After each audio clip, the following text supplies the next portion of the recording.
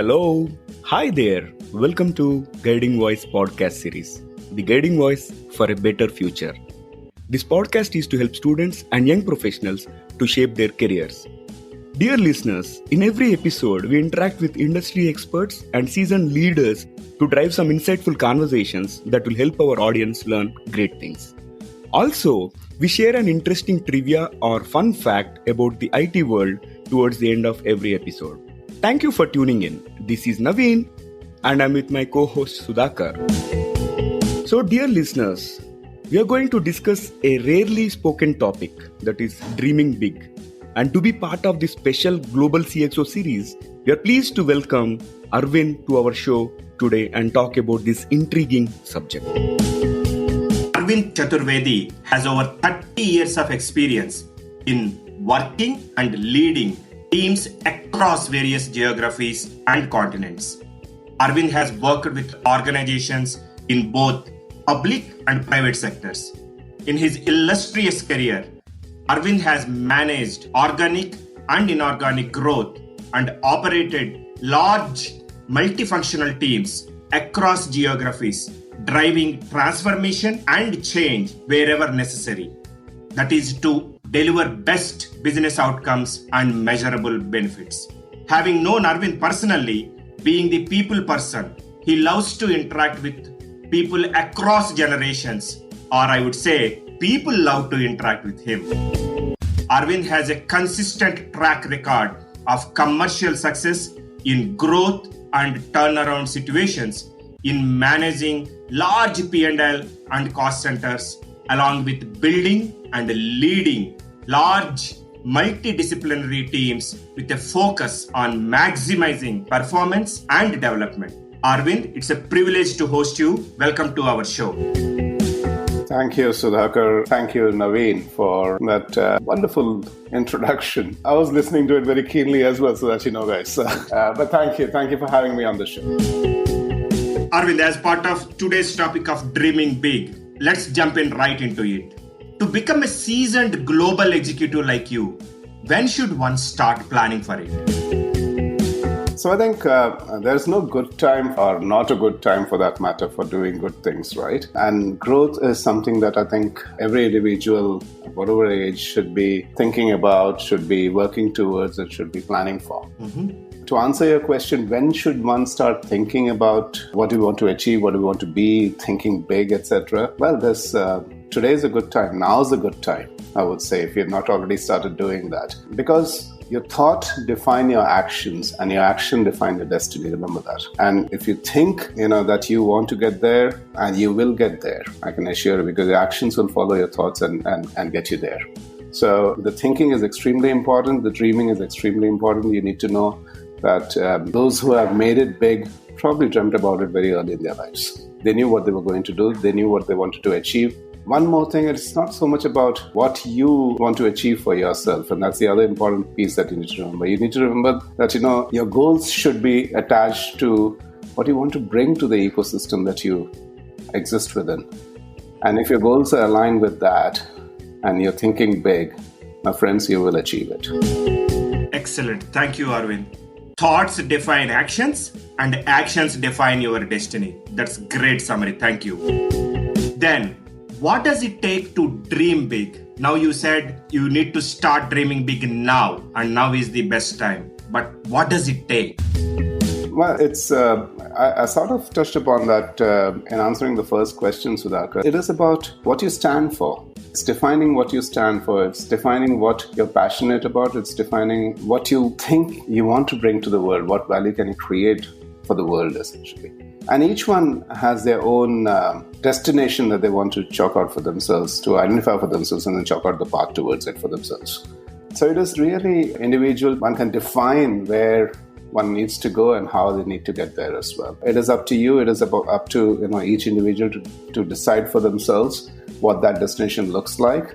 What do they want to do? The important thing, as I said earlier, is that it cannot be about you. It cannot be about me making millions. It cannot be about, I being the richest man on the face of the earth. It has to be about what I can bring to the table, for the ecosystem that I exist within, for the society, I don't know, for the employer that I work for the team that I work within, for the community that I represent, various ecosystems that we are all associated with at all times. And we as individuals sit at the intersection of many of these ecosystems which we are part of. And each of those ecosystems actually gives you an opportunity to define what that destination looks like. If you're watching closely, if you're looking closely, or if you see what that ecosystem is about and where it needs to be, where it needs to go, you can be that catalyst that makes that change happen. And when you think as such, when you think about what I call selfless goals, and I'm not the only one who's calling this, it's not a phrase invented by me, it's a well-known phrase, selfless goals. People who have achieved great things in life, people who have achieved greatness, are usually people who have pursued selfless goals. So as long as your goal is selfless, as long as your goal is about giving value to the ecosystem that you operate within, it could be any one ecosystem, it could be all the ecosystems that you operate within that you create value for. And trust me, the ecosystem will pay you back. You'll automatically, the more selfish pursuits, if I might call them that, will automatically be achieved as long as you're pursuing selfless goals. So take that away as a thought and see how you process it. Sure, Arvind. So the message is clear. It's not about self and what one can bring to the table and add value to the ecosystem so that the results will follow. Those are amazing inputs. Arvind, everyone wants to grow big and be in a better stage, both on the personal and professional fronts. But how does one prepare for that? Growing big is about your mindset, Naveen. It is how your brain works, how you think. That's what defines where you get to. It is not something which, there's a set path or a mantra that I can talk about here, which will allow people to grow big. And then, let's also dwell upon what is big. Big is just a state of mind, quite frankly, at the end of the day. It's how you feel about yourself. And big is about how much influence you think you can bring in the context that you exist within. Yeah. Big is about, how you actually contribute to the context that you exist within. And if you think your purview, your area of influence, whichever way you look at it, is big enough, then you're big. Yeah, It's a very relative term, first of all. Yeah, I would like to call that out. And then, like I said, when I started to answer your question, it's all about your mindset. It's all about how you define yourself. It is not about a role. It's not about where you sit in the hierarchy. It's not about your title. It's not about what you earn. It's about your attitude. It is about making sure that you are the catalyst to making things happen, as opposed to letting things happen to you. That's when you're beginning to get big, because you are really growing when you have the ability to influence things around you, people around you. That's when you are growing big. And that ability to influence the context within which you are is what big is, quote unquote. And you need to see what that means in your context. And it might be, for you might be existing within a very limited context, and that's all right. Within that context, can you make things better? Can you change things for the better? Can you actually do something different which elevates the context itself? Yeah. If you're able to do all of that, you're big. But that's where it comes from. It's all about how you think. It's about your mindset. It's not about how people perceive you, what title they associate with you or role they associate with you. It's not about that at all. You can be at the lowest rung of the so-called ladder, which I've never found actually in my life, to be honest, and yet be big, because you have the ability to influence, the ability to change for the better. Does that answer your question, Naveen? Absolutely. I think you brought a different dimension, because people have different meanings for big, and you have clarified, and thanks for the wonderful insights. And let me be very clear, Naveen, that's my perspective on what big looks like. All right. It might be completely different from whatever anybody else thinks. So respect to all those perspectives. Okay. So Arvind, there is a lot of importance about the mentorship, and we have been interacting with various guests in our previous episodes as well. So we would like to understand your view about having mentors to guide through the journey. I think mentors are those guiding lights, if you like, that you need along the paths that you've chosen for yourself, to make sure that you keep on the path. Don't get distracted. Don't waver. Don't become uncertain of where you want to go along that path and how far do you want to go along that path. Mentors allow you to, or help you do all of that. They're not somebody who will hold you by the hand and take you to where you need to go. Don't expect that from mentors. But mentors are somebody that you can always look at to give you the right input, good, whether it's positive, it's negative, it's good for you. At the end of the day, is what the mentor thinks about. Again, having a mentor hence is extremely important because, as you're going through life, as you're going through your career, as you're going through whichever aspect of your life, actually, you always need somebody that you can look at and say, okay, am I doing this right? And if that person nods, that's reassuring. If that person shakes the head, then they'll probably also go on to say, okay, what are you not doing right? And that helps. That just sets the course again for you. So I truly, truly believe that having a mentor is extremely important. It's not about you should have a mentor only when you're young. You should have a mentor at whatever age you are. Yeah. The nature of mentorship that you need, the kind of mentor that you need, and how much input you take from the mentor as you progress through life might change. Yeah, and it's got nothing to do with your age or experience at all. It could be just the context. Again, the context is all important. And within that context, how sure are you and how much of helping hand do you need defines the extent to which you would use a mentor and defines what kind of mentor you need. So, if you've not got a mentor for yourself, my advice to people all around, young people especially, is see who is there around you, within your reach, who would be happy to be the mentor that you need to give you that guidance, that be the guiding light along the path that you've chosen for yourself.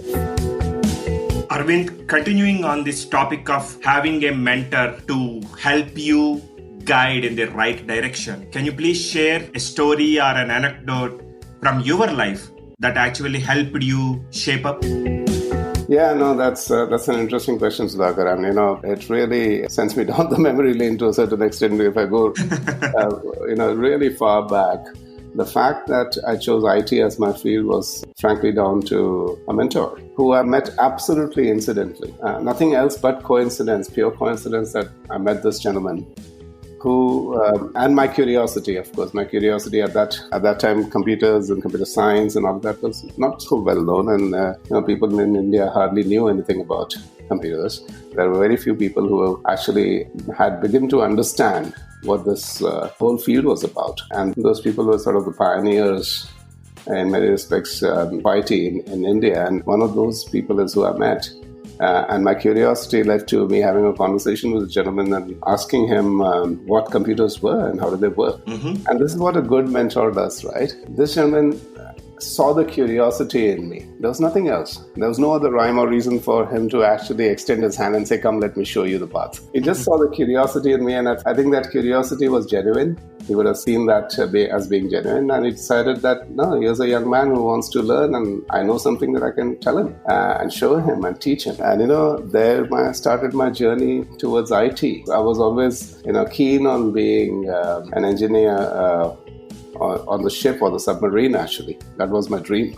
From there, turned into an IT engineer. And that was down to this one gentleman who decided that this young man was worth spending time with and giving time to. He gave me so much time and he gave me so much guidance, not in terms of quantum of time, it's the quality of time that he gave. Sure. Okay. That it definitely changed my whole, the course of my life, my path. Altogether, I chose a different path given this mentoring that I got from this man. And I still attribute a lot of how I think, what I do, how I mentor and coach youngsters these days. A lot of it comes from what I learned from this gentleman almost 35 years back, maybe more actually. Wow. Yeah. So that's how important mentors are. Mentors can change the course of your life. They can make you do things that you never thought you would ever do. Yeah. And that's why having a good mentor is important. Yeah. I've been lucky. I've been fortunate. At various stages of my life, I've had people who have stood up and been the guiding light for me. And I can only hope that I continue to be as lucky as I've been to date. So today we got to know about your dream of becoming a submarine engineer and the mentor's influence of you getting into IT, and that's made us fortunate to meet a wonderful leader like you, Arvind. Thank you, Naveen. Absolutely. Arvind, you are always engaged with students and professionals across generations. So what are some of the common themes or questions that have stayed with you from those interactions, either for positive or negative reasons? Yeah, no, so, with youngsters, it's always positive, right? The negativity comes from the fact that we probably confuse them, actually, to be honest. And that's what I would like to reflect on in response to your question, Naveen, because, unfortunately, especially in India, this is more of a phenomenon in India than anywhere else. Given what the population is, how many youngsters, graduate out of whatever stream that they have chosen for themselves every year, and the stiff competition to make life happen. Generally, all around. I'm not talking about the job alone. Generally, it's a stiff competition to make life happen.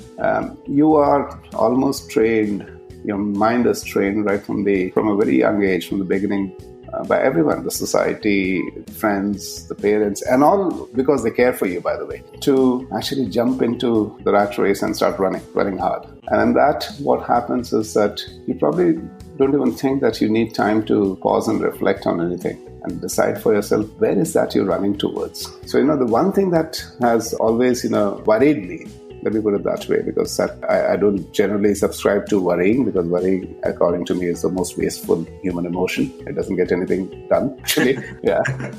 But in this case, I truly am worried because I probably feel that cannot do as much as I would like to do for all the youngsters who I see, going through life. What worries me is that I find youngsters all around who are probably struggling to keep along the path that they have been put on. And I literally mean they have been put on because they probably not chosen it. I come across such youngsters all the time, and I worry about the fact that they've already been, condemned to not succeeding because they've been given a path that probably is not even their choice. They've been told to do something. So that's something that has, probably stayed with me, has concerned me constantly and worried me. As a parent, I've always been very clear that with my son, with children who, in the family, I've always been very clear that, they do what they like. They choose their own path. And I think that's something that I would like to see change, and where possible, I would like to influence. And I do try to influence, but like I said, I worry because I don't think I can influence as many youngsters as are probably getting waylaid because of this phenomenon, essentially, of let's get into the rat race and make life happen. Yeah.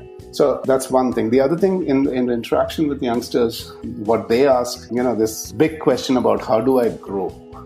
Sudhakar or Naveen, one of you asked me that question right up front in this conversation, right? Yep. And that concept of growth is probably lost on most people. And I talked about it. I already talked about it a bit, so I'm not going to repeat all of that. But, I'm always spending time when people ask me, how do I grow? My answer to them is, you decide how you grow. And that probably confuses them to start with, and then I have to go on and to explain that response of mine, essentially. I say you decide how you want to grow is because it's your choice, really. It's not a linear path or, like I said, the much talked about ladder that you grow up, onto. It's really all about the destination that you choose and how you progress to that, how you choose to progress to that destination. And, I asked them to define growth, and I've had some wonderful responses, some amusing, some quite frankly disturbing as well, as how youngsters look at growth. Some who are completely focused on, when I start earning more money, I have grown. Some are focused on, when I have a big title, when I become the director or the VP or the MD or whatever, then I have grown. And all of that is good. That's an endpoint that you want to try and make happen, and that's good. But how do you get along that path? What do I need to do to actually go towards that destination that I'm choosing to go towards? That's lost on all of them, essentially. And that's where I think teachers, mentors, coaches, even family, parents, all come into play. And we need to make sure that people understand that to get along that path, there's a very fundamental underpinning requirement, if you like, which is learning. You have to keep measuring where you stand with respect to that chosen destination, and what do you need to do to actually fulfill the gap between where you stand and where you need to be. Arvind, I think those are wonderful inputs again. Slightly changing the topic, Arvind. This question has been on my mind since day one we met. We had about 1,500 employees across Hyderabad and Pune at CDK Global, and you remember each one of their names. Can you share the secret sauce? There is no secret sauce, quite frankly. It is really, how do you perceive human beings and how do you want to associate with them? That's where it comes from, really. I read that the highest form of respect that you can accord to a human being is to call them by their name. Even if I go to a restaurant, for instance, if the waiter is serving me and if they got a name tag, I read their name tag and then I refer to them with their name. Whether I give a tip or not, at the end of the day, I can assure you I get the best service in the restaurant at the time. Yeah. Because they feel respected. If they're not wearing a name tag, I make it a point to ask them, what's your name? I don't call them shh or hello. That's not the way I address them. I just put up my hand the first time so that they can see that I'm waiting for somebody. And then when they come, the first thing I ask is, what's your name if they're not wearing a name tag? And then from there on, it's a personal conversation with that individual. And that makes a huge difference. I think if somebody is looking to be a people leader, the first thing they got to understand is how people respond when they are addressed in certain manner. And how do you get the best response from the people? And the easiest way to get the best response from people, the most positive response, the can-do response, if you like, is by actually connecting with them personally. And you connect with an individual personally when you identify them as person by their name. You know, the industry has invented so many terms, FTE, resource, human capital, and all those are wonderful management terms, right? And everybody uses them. And I wince when I hear that. At the end of the day, these are people. And if you don't see the person in the individual who's working for you, chances are that individual will not be fully subscribed to doing what he or she needs to do for you. Mm-hmm. I tell this to aspiring leaders and leaders on my team as well who are growing through life, through the leadership cat race. I keep telling them that when a person walks into the office, the person inside that professional, that, engineer, analyst, whatever they are, is not a pair of slippers that they've left outside the office when they walked in. The person is there. And if you connect with the person, trust me, the professional will work twice as hard to deliver what they need to deliver. If you keep talking to the professional all the time, keep instructing the professional, you'll have lost the person. And you'll not even get 50% of what they're capable of bringing to the table. It's really about respect, Naveen. I don't profess to remember every name, although that's what you said, Naveen. You do. You do, Arvind. You remember every employee or every individual's name. I do try very hard, is all I can say, gentlemen. I do try very hard. And if I do forget somebody's name, I almost rebuke myself for having forgotten somebody's name. And I apologize to the person whose name I've forgotten and ask their name again. And from there on, make a mental note to remember that name. It's a discipline more than a secret sauce, is all I can say. And the discipline comes from the fact that I want to deal with people in a manner where they feel respected at all times. Excellent. Deal people with respect. Great thoughts, Arvind, as always. Arvind, we hear a lot about work-life balance in our personal and professional conversations, especially, in these unprecedented times. What is your take or view on this work-life balance and how do you maintain it? Great question. And I think I hear this phrase so many times, so that you're a great leader yourself. And, with all the teams that you work, youngsters that you work, I'm sure you hear this all the time. Naveen hears this all the time. Work-life balance. I always smile, actually, when people, especially youngsters, mention work-life balance. There are two ways to look at it, right? One is you struggle with work-life balance when work takes over and you think you don't have any life outside of it. And you feel hard done by. And then you say, my work-life balance is not great. It's rubbish or whatever. But the other way to look at it is, if work is so enjoyable, that it's part of life, then the work-life balance is never an issue at all, right? Yeah. That's the way I look at it. I do what I love doing. I have followed my passion. I've been fortunate. So that, youngsters who might be listening to this show don't get misled.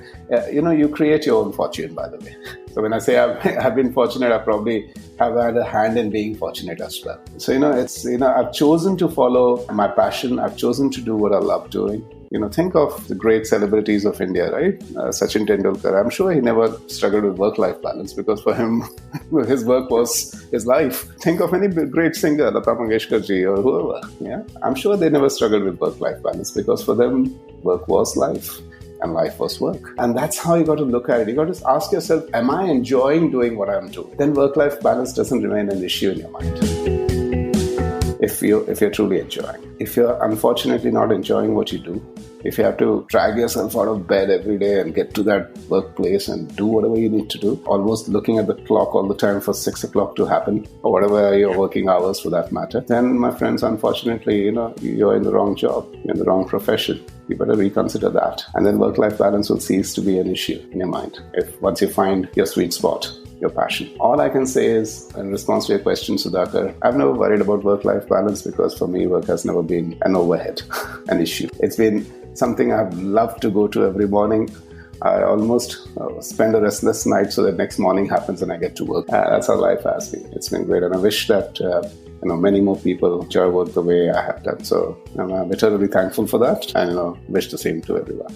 And especially for someone who just started the career, that day one of your professional journey, you start talking about work-life balance. It always baffles me, because I remember the days when I started my career way back in 99. I used to spend like 18, 19 hours in office just to ensure that, you get to an opportunity to learn and you have the infrastructure and the environment ready for you to explore and to experiment. Exactly. And if you enjoy that, I'm sure you rush to work every day, right? So absolutely. And dare I say, some of us still do. I see, you doing that. I've seen Naveen doing that. When we were working together, Naveen was full of life and energy and spirit all the time. Contagious one. One of the most high-spirited individuals I've met. So and that comes out of the passion, right? I'm sure you guys agree with what I've said. That's where I would ask youngsters to find their passion, and then work-life balance will not be an issue at all. You'll not even think about it. Yeah. Fantastic conversation so far, Arvind. Maybe one last question for today's conversation. So in these tough times, we cannot miss the topic of COVID-19, which has been in the existence for the last 10 months. And many of the professionals got impacted, and at the same time, students who got job offers have been revoked, and there is a lot of uncertainty. So what will be your advice for those students who might get delayed in joining an organization or might have not received any job offer yet? Okay, good question, and I'm sure very pertinent for many. If you're one of those that Naveen just described, who unfortunately hasn't landed a job offer as yet, first of all, I don't want you to feel dejected or disappointed with life at all. Okay, if you're in that space, come out of it right now is my advice to you, because frankly, you're just starting your career, starting your life. You'll have 40 years of this at least. And when you get to the other end of it, this little blip where you didn't land an offer in the first 6 months or 1 year, even dare I say even longer than that, will not even be noticed by you yourself. Forget the others. Yeah. Invest in yourself if you got the opportunity, is all I would say. If you got some time on your hands, invest in yourself. Invest not in terms of, I don't know, whatever you want to invest in. In India, again, folks are driven towards either pursuing something else from certification or academics perspective, and that's good. Nothing wrong about that. That's the way you want to invest in yourself that way. Or invest in yourself in terms of becoming a better person, or invest in yourself in terms of reading how you can go through life. Or invest in yourself by actually doing something for the society that makes you feel good. That's investment in yourself, by the way. So really, it's about using the time effectively rather than sitting and worrying about the fact that you haven't landed a job. There will be many like you if you're one of them, unfortunately. But I use unfortunately because that's how probably most people see it, but I actually don't see it that way at all. Life has given you some time on your hands, make good use of it. If you're good at what you do, if you're in the field that you have chosen and are passionate about, trust me, it's a matter of time when you land the first job. When we land the first job, from there on, it'll be just, from one to another, to be honest. Use the time in the meantime to understand for yourself where you're going to take this meaning in your life. What are you going to do with it? What are the things that matter to you? What are the things that you'll try and achieve over your life? Don't make a big, detailed plan, because trust me, as you go through life, you will keep tweaking it all the time. And that's all right. That's not you being flippant or finicky or indecisive. It's just the way life happens. You get to know more things, you learn more things, and then you decide, okay, I was thinking I'll go along this path, but maybe now I know about this. This looks more attractive. This looks more like my thing to do. Yeah, and that's okay. That's not you being indecisive at all. If somebody tells you that, tell them, no, I'm being very decisive. I'm deciding that I don't want to go along that path. I want to choose this path now. And that's okay.